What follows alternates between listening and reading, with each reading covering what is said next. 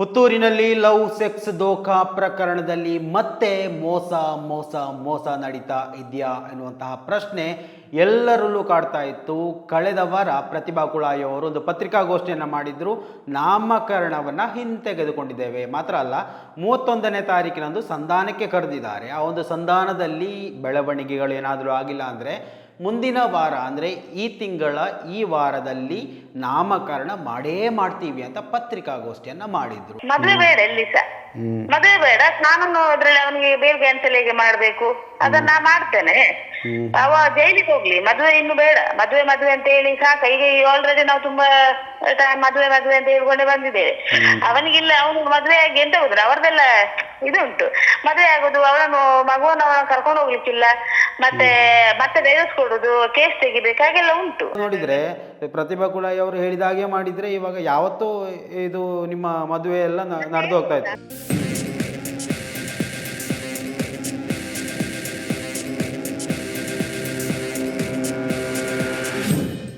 Hello hi ಎಲ್ಲರಿಗೂ ನಮಸ್ಕಾರ, welcome back to Janata Agent. ಎಲ್ರಿಗೂ ಗೊತ್ತಿದೆ ಪುತ್ತೂರಿನಲ್ಲಿ ನಡೆದಂತಹ ಲವ್ ಸೆಕ್ಸ್ ದೋಖಾ ಪ್ರಕರಣ ಈಗಾಗಲೇ 1 ವರ್ಷಗಳನ್ನು ಪೂರೈಸುವತ್ತ ದಾಪುಗಾಲಿಟ್ಟಿರುವಂಥದ್ದು. ಎಲ್ಲರಿಗೆ ಈ ಒಂದು ವಿಚಾರದ ಬಗ್ಗೆ ಮಾಹಿತಿ ಇರುವಂಥದ್ದು. ಆ ಒಂದು ಮಗುವಿಗೆ ಈಗ 1 ವರ್ಷ ತುಂಬುವಂತಹ ಕೆಲವು ತಿಂಗಳುಗಳು ಬಾಕಿ ಇರುವಂಥದ್ದು. ಆದರೂ ಕೂಡ ಒಂದು ರೀತಿಯಲ್ಲಿ ಕಾನೂನಾತ್ಮಕವಾಗಿ ಇರಲಿ, ಇನ್ನು ಯಾವುದೇ ಸಂಧಾನಗಳ ಮುಖಾಂತರ ಆಗಿರಲಿ, ಯಾವುದೇ ನ್ಯಾಯವು ದೊರಕದೇ ಇರುವಂತಹ ವಿಚಾರ ಎಲ್ಲರೂ ಗಮನಿಸಿರ್ಬೋದು. ಸೊ ಈ ಒಂದು ವಿಚಾರದಲ್ಲಿ ಬಿಗ್ ಅಪ್ಡೇಟನ್ನು ತಗೊಂಡು ನಿಮ್ಮ ಮುಂದೆ ಬಂದು ಏನಾದಕ್ಕೂ ಮೊದಲು ಈ ಒಂದು ವಿಡಿಯೋವನ್ನು ನೀವು ಮೊದಲನೇ ಬಾರಿ ವೀಕ್ಷಣೆ ಮಾಡ್ತಾ ಇದ್ರೆ ದಯವಿಟ್ಟು ಸಬ್ಸ್ಕ್ರೈಬ್ ಮಾಡ್ಕೊಂಡು ನೋಡಿ. ಮಾತ್ರವಲ್ಲ, ನಿರಂತರವಾಗಿ ಇಂತಹ ಅಪ್ಡೇಟ್ಗಳನ್ನು ನಿಮ್ಮ ಮುಂದೆ ತರುವಂತಹ ಪ್ರಯತ್ನಗಳನ್ನು ನಾವು ಮಾಡ್ತೀವಿ.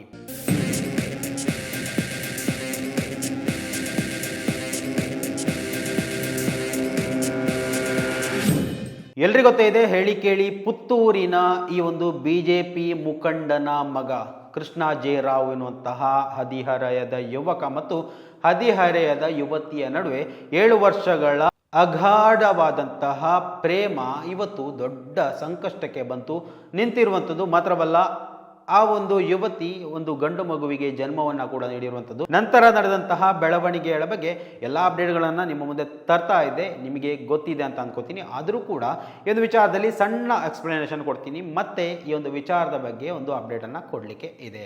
ಅಂದರೆ ಎಲ್ರಿಗೂ ಗೊತ್ತೇ ಇದೆ, ಒಂದು 6-7 ತಿಂಗಳು 8 ತಿಂಗಳು ಆಗ್ತಾ ಬಂತು ಈ ಒಂದು ಪ್ರಕರಣ ಬಯಲಿಗೆ ಬಂದು. ಸೊ ಇಲ್ಲಿ ಯುವತಿ ಗರ್ಭಿಣಿ ಆಗಿದ್ದಾಳೆ ಅಂತ ಗೊತ್ತಾದ ತಕ್ಷಣ ಆ ಯುವಕ ತನ್ನ ಪ್ಲೇಟನ್ನು ಚೇಂಜ್ ಮಾಡಿಬಿಡ್ತಾನೆ. ನಾನು ಈಕೆಯನ್ನು ಪ್ರೀತಿಸಿ ಇಲ್ಲ, ನನ್ನ ಮಗುವೇ ಅಲ್ಲ, DNA ಪರೀಕ್ಷೆ ಆಗಬೇಕು, ಅದು ಇದು ಅಂತ ಕಾನೂನಾತ್ಮಕವಾಗಿ ಬೆಳವಣಿಗೆಗಳನ್ನು ಮಾಡೋದಕ್ಕೆ ನೋಡ್ತಾನೆ. ಸೊ ಅಲ್ಲೂ ಕೂಡ ತಾನೇ ಅಪ್ಪ ಅಂತ ಪ್ರೂವ್ ಮಾಡಿಸ್ಕೊಂಡ್ರೂ ಕೂಡ ಇವಾಗಲೂ ತಾನು ತಂದೆ ಅಂತ ಒಪ್ಪಿಕೊಳ್ಳೋಕೆ ಆತ ರೆಡಿ ಇಲ್ಲ. ಸೊ ಕಾನೂನಾತ್ಮಕವಾಗಿ ಏನಾದರೂ ಮಾಡುವ ಅಂತ ಇವರು ಹೆಜ್ಜೆ ಹಾಕಿದ ಕೂಡಲೇ ಅವರೇನು ಮಾಡ್ತಾರೆ ಅಂತ ಹೇಳಿದರೆ 1 ವಾರದ ಗಡುವನ್ನು ಕೇಳ್ತಾರೆ. ನಾವು ಸಂಧಾನವನ್ನು ಮಾಡ್ತೀವಿ, ಮದುವೆ ಮಾಡ್ತೀವಿ ಅಂತ ಭರವಸೆಯನ್ನು ಕೊಡ್ತಾರೆ. ಅವರು ಸ್ವತಃ ಯಾವುದೇ ವಿಚಾರದಲ್ಲೂ ತಲೆ ಹಾಕೋದಿಲ್ಲ, ಯಾರಿಂದಲೂ ಈ ಒಂದು ವಿಚಾರವನ್ನು ಇವರಿಗೆ ತಲುಪಿಸ್ತಾರೆ. ಇವರು ಮುಖಾಮುಖಿಯಾಗಿ ಯಾವತ್ತೂ ಭೇಟಿಯಾಗಿಲ್ಲ. ಕೃಷ್ಣ ಜೆ ರಾವ್ ಇರ್ಬೋದು, ಜಗನ್ನಿವಾಸ ರಾವ್ ಇರ್ಬೋದು, ಅವರ ಧರ್ಮಪತ್ನಿ ಇರ್ಬೋದು, ಅಥವಾ ಈ ಒಂದು ಕುಟುಂಬ ಏಕಪಕ್ಷೀಯವಾಗಿ ಒಂದು ರೀತಿಯಲ್ಲಿ ಮಾತುಕತೆ ನಡೆಸುವಂತಹ ಯಾವುದೇ ಪ್ರಯತ್ನಗಳಿಗೂ ಕೈ ಹಾಕಿಲ್ಲ. ಯಾರಿಂದಲೂ ಒಂದು ರೀತಿಯಲ್ಲಿ ದಳ್ಳಾಳಿಗಳ ಮುಖಾಂತರ ವಿಚಾರಗಳನ್ನು ಸಂತ್ರಸ್ತರ ಮನೆಗೆ ತಲುಪಿಸುವಂಥದ್ದು, ಇವರು ಹೇಳಿರುವಂತಹ ವಿಚಾರವನ್ನು ಅದೇ ರೀತಿ ಬ್ರೋಕರ್ಗಳ ಮುಖಾಂತರ ಇವರು ಪಡ್ಕೊಳ್ಳುವಂಥದ್ದು, ಇಂತಹ ಬೆಳವಣಿಗೆಗಳು ಮಾತ್ರ ಆಗ್ತಾ ಇರುವಂಥದ್ದು. ಇನ್ನು ಪತ್ರಿಕಾಗೋಷ್ಠಿ ಹಲವು ಬಾರಿ ನಾವು ಗಮನಿಸಿದ್ದೇವೆ, ಇವೆಲ್ಲವನ್ನ ಬಹಿಷ್ಕಾರ ಹಾಕಿರುವಂಥದ್ದು. ಮಾತ್ರವಲ್ಲ, ಪ್ರತಿಭಾ ಕುಳಾಯಿ ಅವರ ಮೇಲೆ ಪ್ರಕರಣ ಕೂಡ ದಾಖಲಿಸಿರುವಂಥದ್ದು. ಮಾನನಷ್ಟ ಮೊಕದ್ದಮೆ, ನಮ್ಮ ಮೇಲೆ ಈ ರೀತಿ ಒಂದು ರೀತಿಯಲ್ಲಿ ಮಾನ ಹರಾಜು ಮಾಡ್ತಾ ಇದ್ದಾರೆ ಅಂತ ಪ್ರಕರಣ ಕೂಡ ದಾಖಲಿಸಿರುವ ಬಗ್ಗೆ ಮಾಹಿತಿ ಕೂಡ ಲಭ್ಯ ಆಗ್ತಾ ಇರುವಂಥದ್ದು. ಸೊ ಇವಾಗ ರೀಸೆಂಟಾಗಿ ನಡೆದಂತಹ ಬೆಳವಣಿಗೆ ಏನು ಅಂತ ಕೇಳಿದರೆ, ಈ ಒಂದು ಮಗುವಿಗೆ ನಾಮಕರಣ ಆಗಬೇಕು. ಸೊ ಅದೆಲ್ಲ ಆಗುತ್ತೆ ಅಂತ ಕೇಳುವಾಗ ಪ್ರತಿಭಾ ಕುಳಾಯಿ ಅವರು ಕಲ್ಲಡ್ಕ ಪ್ರಭಾಕರ ಭಟ್ ಅವರ ಊರಿನಲ್ಲೇ ಹೋಗಿ ಮಾಡ್ತೀವಿ ನಾವು, ಅವರೇ ಅಲ್ವಾ ದ್ವೇಷ ಭಾಷಣ ಮಾಡುವಂಥದ್ದು, ಅವರೇ ಅಲ್ವಾ ಹಿಂದೂ ಸಹೋದರರಲ್ಲಿ ನೀವು ಮಕ್ಕಳು ಮಾಡ್ಕೊಂಡು ಹೋಗಿ ಅಂತ ಹೇಳಿರುವಂಥದ್ದು, ಮದುವೆ ಆಗಿ ಮಕ್ಕಳು ಮಾಡಿ ಅಂತ ಹೇಳದೇ ಇರುವಂಥದ್ದು. ಸೊ ಆ ಕಾರಣದಿಂದಾಗಿ ಕಲ್ಲಡ್ಕದಲ್ಲೇ ಹೋಗಿ ನಾವು ನಾಮಕರಣ ಮಾಡ್ತೀವಿ ಅಂತ ಎಚ್ಚರಿಕೆಯನ್ನು ಕೊಟ್ಟಿದ್ರು. ಸೊ ಈ ಒಂದು ಎಚ್ಚರಿಕೆಗೆ ಭಯ ಬಿದ್ದರು ಅಂತ ಕಾಣಿಸುತ್ತೆ. ಸಂಧಾನಕ್ಕೆ ಬಂದೇ ಬಿಟ್ಟರು. ಸಂಧಾನ ಮಾಡ್ತೀವಿ, ಮದುವೆ ಆಗ್ತೀವಿ, ನೀವು ನಾಮಕರಣ ಮಾಡಬೇಡಿ, ಅಯ್ಯೋ ಪಾಪ ಅಂತ ಗೋಗರೆದಂಥ ಸಂದರ್ಭದಲ್ಲಿ ಇವರೇನೋ ಹೌದು ಅಂತ ಹೇಳಿಕೊಂಡು ಒಪ್ಪಿಕೊಂಡ್ರು. 31ನೇ ತಾರೀಕಿಗೆ ಸಂಧಾನ ಅಂತ ಡೇಟ್ ಫಿಕ್ಸ್ ಆಯಿತು. ಸೊ ಈ ಒಂದು ಡೇಟ್ ಫಿಕ್ಸ್ ಆದ ನಂತರ ಮತ್ತೆ ನೋಡಿ ಈ ಒಂದು ವಿಚಾರವನ್ನು ಪ್ರತಿಭಾ ಕುಳಾಯಿ ಅವರು ನಿರಂತರವಾಗಿ ಎಚ್ಚರಿಕೆಯನ್ನು ಕೊಡ್ತಾನೆ ಇದ್ರು. ನೋಡಿ ಅವರು ಡೇಟ್ ಕೊಟ್ಟು ನಿಮ್ಮನ್ನು ಒಂದು ರೀತಿಯಲ್ಲಿ ಸೈಡ್ ಮಾಡುವಂತಹ ಪ್ರಯತ್ನವನ್ನು ಮಾಡ್ತಾರೆ. ಖಂಡಿತವಾಗಿ ಅದಕ್ಕೆ ಒಪ್ಕೋಬೇಡಿ ಅಂತ ಹೇಳ್ತಾ ಇದ್ರು ಕೂಡ ಏನೋ ಇವರು ಇನ್ನೋಸೆಂಟ್ ಮುಗ್ಧರು, ಅವರಿಗೆ ಬೇರೆ ಯಾವುದೇ ಗತ್ಯಂತರವಿಲ್ಲದೆ ನೋಡಿ ನನ್ನ ಮಗಳಿಗೆ ಈ ರೀತಿ ಅನ್ಯಾಯ ಆಗಿದೆ, ಏನು ತಾನೇ ಮಾಡಬೇಕು ತಾಯಿ. ಸೊ ಆ ತಾಯಿ ಒಪ್ಕೊಂಬಿರ್ತಾರೆ. ಓಕೆ 31ನೇ ತಾರೀಕು ಅಂದರೆ ಕಳೆದ ತಿಂಗಳು 31ನೇ ತಾರೀಕು ಜನವರಿ 31, ಇವಾಗ ಫೆಬ್ರವರಿ 2 ಆಯಿತು. 2 ದಿವಸ ಕಳೆದೋಯ್ತು. ಆದರೆ ಆ ಒಂದು ಸಂಧಾನ ಯಶಸ್ವಿ ಆಗಲಿಲ್ಲ. ಮಾತ್ರ ಅಲ್ಲ, ಅವರು ಸಂಧಾನಕ್ಕೆ ಬರಲೇ ಇಲ್ಲ ಅಂತ ಕೂಡ ಹೇಳ್ಬೋದು. ಈ ಒಂದು ವಾರದಲ್ಲಿ ಮತ್ತೆ ನಾಮಕರಣ ಆಗುವಂತಹ ಚರ್ಚೆಗಳು ಬಿಸಿ ಬಿಸಿಯಾಗಿ ಬರಲಿಕ್ಕಿದೆ. ಪ್ರತಿಭಾ ಕುಳಾಯಿ ಅಂತೂ ಹಾಗೆ ಸುಮ್ಮನೆ ಬಿಡುವವರು ಅಲ್ವೇ ಅಲ್ಲ. ಸೊ ಆ ಒಂದು ಕಾರಣಕ್ಕೆ ನಾನು ಸ್ವತಃ ಈ ಒಂದು ಸಂತ್ರಸ್ತೆಯ ತಾಯಿಗೆ ಕರೆ ಮಾಡಿ ವಿಚಾರವನ್ನು ವಿಚಾರಿಸಿಕೊಂಡೆ. ಅಂದರೆ 31ನೇ ತಾರೀಕು ಈ ಒಂದು ಸಂಧಾನ ಆಗಬೇಕಿತ್ತು ಅಥವಾ ಮದುವೆ ಆಗುವಂತಹ ಪ್ರಸಂಗಗಳು ನಡಿಬೇಕಿತ್ತು. ಏನಾಯಿತು ಮೇಡಮ್ ಅಂತ ಕೇಳುವಾಗ ಅವರು ಏನು ಹೇಳಿದರು ಅನ್ನೋದರ ಬಗ್ಗೆ ಅವರು ಮಾತಾಡಿರುವಂತಹ ಆಡಿಯೋವನ್ನು ನಿಮ್ಮ ಮುಂದೆ ತರ್ತಾ ಇದ್ದೇನೆ. ಅವರಲ್ಲಿ ಹೇಳಿದ್ದೇನೆ ಮಾತಾಡುವಂಥ ಸಂದರ್ಭದಲ್ಲಿ ಈ ಒಂದು ಅಪ್ಡೇಟನ್ನು ಜನರಿಗೆ ತಲುಪಿಸ್ತೇನೆ ಅಂತ ಅವರು ಓಕೆ ಅಂದಿದ್ದಾರೆ. ಸೊ ಆ ಒಂದು ಕಾರಣಕ್ಕೆ ಈ ಒಂದು ಆಡಿಯೋವನ್ನು ರಿಲೀಸ್ ಮಾಡ್ತಾ ಇರುವಂಥದ್ದು. ಕೆಲವೊಂದು ಭಾಗಗಳನ್ನು ಕಟ್ ಮಾಡಿದ್ದೇನೆ, ಅಂದರೆ ಕೆಲವೊಂದು ಪರ್ಸನಲ್ ವಿಚಾರಗಳ ಬಗ್ಗೆ ಮಾತಾಡಿದಂತಹ ಆಡಿಯೋಗಳು. ಸೊ ಅವನ್ನು ಕಟ್ ಮಾಡಿ ಏನು ಸಮಾಜಕ್ಕೆ ತಿಳಿಸ್ಬೋದು ಅದನ್ನು ಮಾತ್ರ ನಿಮ್ಮ ಮುಂದೆ ತರುವಂತಹ ಪ್ರಯತ್ನವನ್ನು ಮಾಡ್ತೇನೆ. ಸೊ ಅದನ್ನು ಕೇಳ್ಕೊಂಬನ್ನಿ. ಹಲೋ, ನಮಸ್ತೆ ಮೇಡಮ್. ನಮಸ್ತೆ. ಇದು ಇವತ್ತು ನೀವು 31ನೇ ತಾರೀಕು ಅಂತ ಒಂದು ಬೆಳವಣಿಗೆ ಆಗ್ತಾ ಉಂಟು ಅಂತ ಹೇಳಿದ್ರಲ್ಲ. ಹೌದು, ಫೋನ್ ಬರಲ್ಲ. ಅದೇ ನಾನು ಹೇಳಿದ್ನಲ್ಲ ಅವರ ಹತ್ರ, ಅಂದ್ರೆ ನಮ್ಮ ಲಾಯರ್ ಬರ್ತಾರೆ, ಫೋನ್ ಮಾಡಿದ್ರು ಒಂದೊಂದ್ಸಲ. ಹಾಗೆ ನೀವು ಒಂದು 3 ದಿವಸ ಅಂದ್ರೆ ಇದಕ್ಕೆ ಮೊನ್ನೆ ಒಂದು 5-6 ದಿವಸ ಆಯ್ತಾ ಅಂತ. ಅಲ್ಲ, 26ಕ್ಕೆ ನೀವು ನಾಮಕರಣ ಮಾಡ್ತೇವೆ ಅಂತ ಹೇಳಿದಾಗ ನಿಮ್ಮನ್ನ ಮತ್ತೆ ಸಂಧಾನಕ್ಕೆ ಕರೆದ್ರು ಅಂತ ಹೇಳಿದ್ರು ಅವರು. ಹೌದೌದು. ಮತ್ತೆ 31ಕ್ಕೆ ಅವರು ಪ್ರತಿಭಾ ಕುಳಾಯಿ ಅವರು ಪತ್ರಿಕಾಗೋಷ್ಠಿ ಮಾಡಿದ್ರಲ್ಲ. ಹೌದೌದು. ಅದೆಂತ ಅಂದ್ರೆ ಫೋನ್ ಮಾಡಿದ್ರು ನನಗೆ ಅವರು. ಯಾರು ಮಧು ಆಚಾರ್ಯ ಅವರು. ಮಧು ಆಚಾರ್ಯ. ಮಧು ಅವರು ಹಾಗೆ ಫೋನ್ ಮಾಡಿ ಅವರು ಹೇಳಿದ್ರು, ಇದು ಮಾತುಕತೆಗೆ ಅವರು ಒಪ್ಪಿದ್ದಾರೆ, ಯಾರು ಜಗನ್ನಿವಾಸ ರಾವ್, ನೀವು ಗಂಡ ಬರ್ಬೇಕು ಒಂದ್ಸಲ ಅಂತ ಹೇಳಿದ್ರು. ಅದಕ್ಕೆ ನಾನು ಹೇಳಿದೆ ಓಕೆ ಬರ್ತೇವೆ. ಆದ್ರೆ ಅವರ ಕಡೆಯದು ಲಾಯರ್ ಯಾರು ಇದ್ದಾರೆ, ಅವರ ಪಿಟಿಯಾಗಿದೆಲ್ಲ ಬೇರೆ ಯಾವ್ದೊಂದು ಲಾಯರ್ ಇದ್ದಾರೆ. ಅದು ಮೊದಲು ಫೋನ್ ಮಾಡಿದಲ್ಲ, ಈ 31ರ ನಂತರ ಫೋನ್ ಮಾಡಿದ್ರಾ? ಇಲ್ಲ, 31ರ ನಂತರ ಫೋನ್ ಮಾಡ್ಲಿಲ್ಲ. ಅಲ್ಲ, 31ಕ್ಕೆ ನೀವು ಎಂತದ್ದು ಇದು ವಿಷಯ ಉಂಟು, 31ಕ್ಕೆ ಅದು ಆಗ್ಲಿಲ್ಲ ಅಂತ ಹೇಳಿದ್ರೆ ಮತ್ತೆ 7ಕ್ಕೆ ನಾಮಕರಣ ಮಾಡ್ತೇವೆ ಅಂತ ಎಲ್ಲ ಹೇಳಿದ್ರಲ್ಲ. ಅದದು ಮೇಡಮ್ ಹೇಳಿದಲ್ವಾ?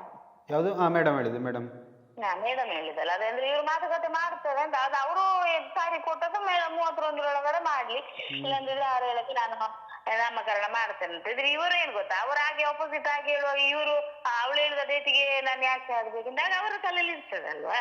ಹಾಗೆಂತ ಇಲ್ಲ, ಇದೆಂತ ಗೊತ್ತುಂಟಾ, ಇವಾಗ ನೀವು 26ಕ್ಕೆ ನೀವು ಏನು ಗೊತ್ತಾ ವಿಷಯ ಇಲ್ಲಿ, ನೀವು 26ಕ್ಕೆ ಮಾಡ್ತೀರಿ ಅಂತ ಹೇಳುವಾಗ ಅದನ್ನು ಹೇಗಾದರೂ ಬ್ರೇಕ್ ಮಾಡಬೇಕು, ಸ್ಟಾಪ್ ಮಾಡಬೇಕು. ಅದಕ್ಕೆ ಅವರು ಕಾರಣ ಮೊದಲೇ ನಿಮಗೆ ಕೊಡ್ತಾ ಇದ್ದಾರೆ ನೋಡಿ, ಒಂದು ವಾರ ಅಂತ ಹೇಳಿ ಕೊಡ್ತಾ ಇದ್ದಾರೆ, ನಿಮಗೆ ಗೊತ್ತುಂಟು. ನೀವು ಅದನ್ನು ಇವಾಗ ನೋಡಿ ಎಂತ ಗೊತ್ತಾ, ಮಾತುಕತೆಗೆ ನಮ್ಮನ್ನು ಕರೆದಿದ್ರು. ಅವರದೇನ್ ಗೊತ್ತಾ, ಅವರ ಲಾಯರ್ ಬರ್ತಾರೆ. ನಾನು ಹೇಳಿದ್ರೆ ಹಾಗಾದ್ರೆ ನಮ್ಮ ಲಾಯರ್ ಬರ್ತಾರೆ, ನಮ್ಮ ಲಾಯರ್ ಬಂದು ಅವ್ರ ಜೊತೆ ನಮ್ಮ ಲಾಯರ್ಸ್ ಇದ್ದಾರೆ ಅಂತ. ಇದು ಇವರಿಗೆ ಎಂತ ಗೊತ್ತ, ನಮ್ಮ ಲಾಯರ್ ಬರ್ತಾರೆ ಅಂತ ಹೇಳುವಾಗ ಅಲ್ಲ ಮದುವೆ ಮಾತುಕತೆ ಮಾತ್ರ, ಬೇರೆ ಏನಿಲ್ಲ. ಮತ್ತೆ ಲಾಯರ್ ಯಾಕೆ ಅಂತ ಹೇಳಿ, ಅದೇ ಲಾಯರ್ ಯಾಕೆ ಅಲ್ಲ, ಒಂದು ಇರ್ಲಿಲ್ಲ ಅವ್ರದ್ದು ಡೌಟ್ ಅಲ್ಲಿ ಏನೋ ಇರ್ಬೋದು, ಏನಾದ್ರು ಸಿಗ್ನೇಚರ್ ಅದೆಲ್ಲ ಅಂದ್ರೆ ಅವ್ರು ಹೇಳಿದಾಗೆ ಕೇಳ್ಬೇಕು ಅಂತ ಅಂತದೇನೋ ಇರ್ಬೋದು. ಅದಕ್ಕೆ ನಾನೇನ್ ಮಾಡಿದೆ, ನಾನು ಹೇಳ್ದೆ ನಮ್ಮ ಲಾಯರ್ ಬರ್ತಾರೆ, ಇಲ್ಲಂದಿದ್ರೆ ನಂದಿನಿ ಸರ್ ಬರ್ತಾರೆ. ಅವನ್ನ ಮೇಡಮ್ ಬರ್ಬೇಕಿಲ್ಲದ್ರೆ ನಂದಿನಿ ಸರ್, ಯಾರಾದ್ರೂ ಒಬ್ರು ನಮ್ ಜೊತೆ ಬರ್ಬೇಕಲ್ವಾ.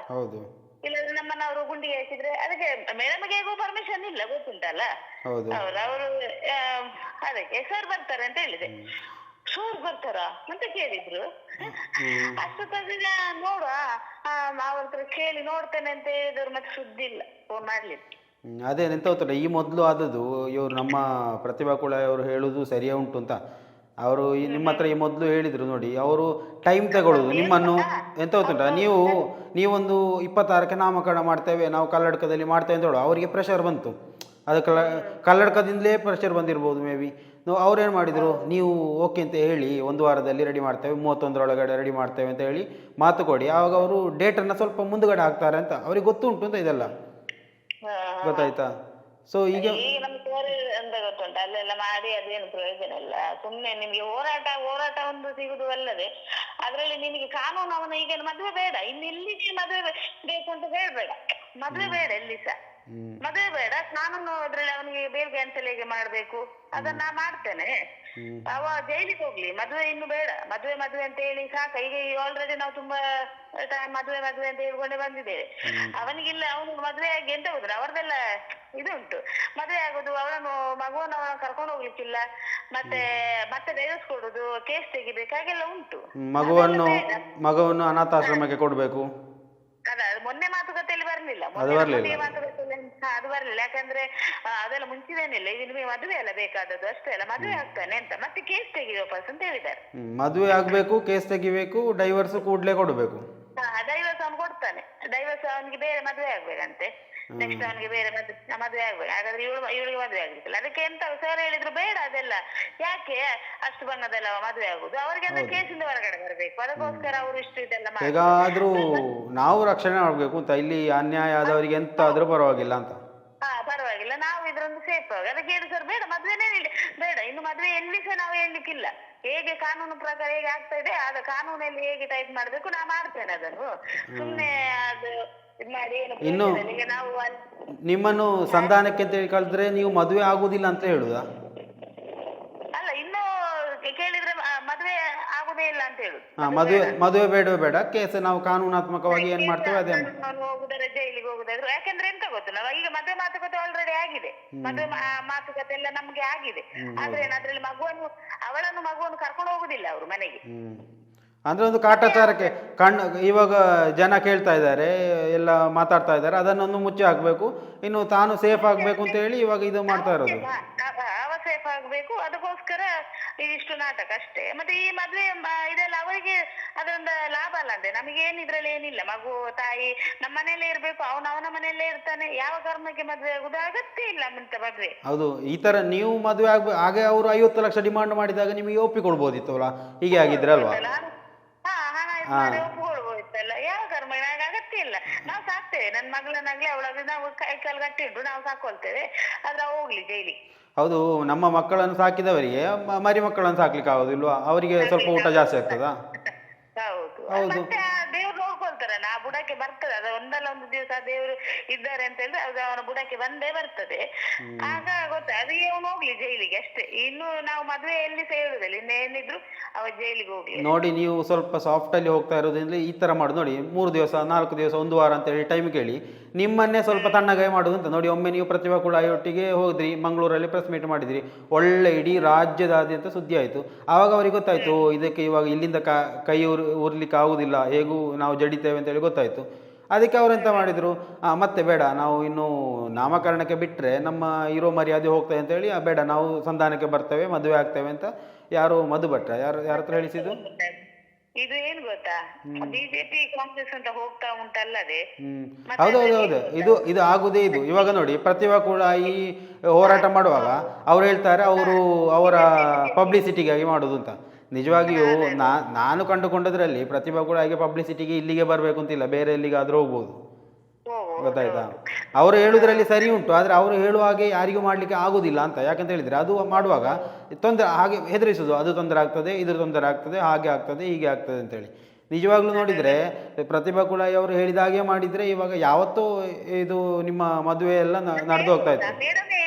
ಮೇಡಮಿಗೆ ಹೈಕೋರ್ಟ್ ಇಂದಾನೆ ಹೇಳಿದ್ದಾರೆ. ಯಾಕಂದ್ರೆ ಅವ್ರಿಗೆ ಸಿಕ್ಕಿದ್ದು ಬೇಲ್ ಹೈಕೋರ್ಟ್ ಅಲ್ಲಿ. ನಾವು ಹೈಕೋರ್ಟಿಗೆ ಅವರಿಗೆ ಅಲ್ಲಿ ಹೈಕೋರ್ಟ್ ಲಾಯರ್ ಹೇಳಿದ್ರಂತೆ, ನೋಡಿ ನೀವು ಪ್ರೆಸ್ ಮತ್ತೆ ಅದು ಇಲ್ಲಿ ಕೂತ್ಕೊಂಡು ಏನು ಪ್ರಯೋಜನ ಇಲ್ಲ ಅಂತ ಮುಗ್ದು ಹೋಗಿದೆ ಅಂತಾನೆ ಇಲ್ಲ.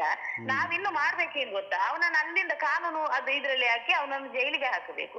ಅಲ್ಲಿ ನಾವು ಟೈಪ್ ಮಾಡ್ಬೇಕು. ಈಗ ಇಲ್ಲಿ ಕೂತು ಏನು ಮಾತಾಡೋದ್ರಿಂದ, ಇಷ್ಟುವರೆಗೆ ಕೂತು ಮಾತಾಡೋದ್ರಿಂದ ಒಂದು ಪಬ್ಲಿಸಿಟಿ ಆಗ್ತದೆ, ಜನ ನೋಡ್ತಾರೆ ಅಷ್ಟೇ ಬಿಟ್ಟು ಮತ್ತೇನು ಕಾನೂನು ನೋಡಿ ಕೋರ್ಟ್ ಆಗ್ಲಿ ಮುಂದೆ ಹೋಗುದು ಅದು ಏನಿಲ್ಲಲ್ಲ.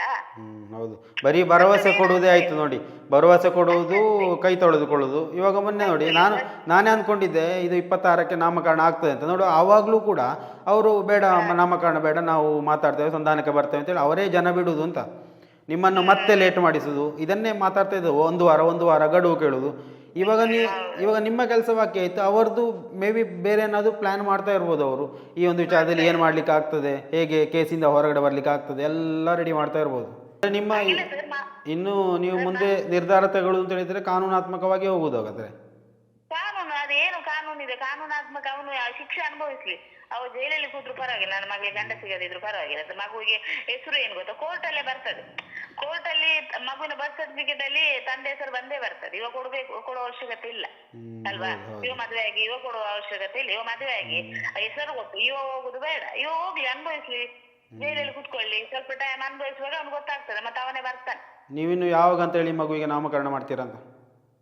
ಮಗುವಿಗೆ ನಾಮಕರಣ ನೋಡ್ಬೇಕಣ್ಣ, ಯಾವಾಗ ನನ್ಗೆ ಎಂತ ಗೊತ್ತಾ, ಇದ್ರಲ್ಲೇ ಆಗ್ತದೆ. ಇದರ ನೋಡುವಾಗ ನಾಮಕರಣ ನೋಡುವ, ಮತ್ತೆ ನೋಡುವ. ಸರಿಗೆ ಹೇಳ್ತಾ ಇದ್ದಾರೆ ಮಾಡುವ ನಾಮಕರಣ ಮನೆಯಲ್ಲೇ ಮಾಡುವ. ನೋಡಿ, ಯಾರ್ಯಾರಿಗೋ ಬೇಕಾಗಿ ಯಾರನ್ನೋ ಬಲಿ ಕೊಡುದು ಯಾಕೆ ಅಂತ ಸುಮ್ಮನೆ ನಾಮಕರಣ ಮಾಡಿಬಿಡಿ ಅಂತ. ಅಷ್ಟೇ, ಮನೆಯಲ್ಲೇ ಮಾಡ್ತೇನೆ ನಾಮಕರಣ, ಈ ತಿಂಗಳಲ್ಲೇ ಮಾಡ್ಬೇಕು.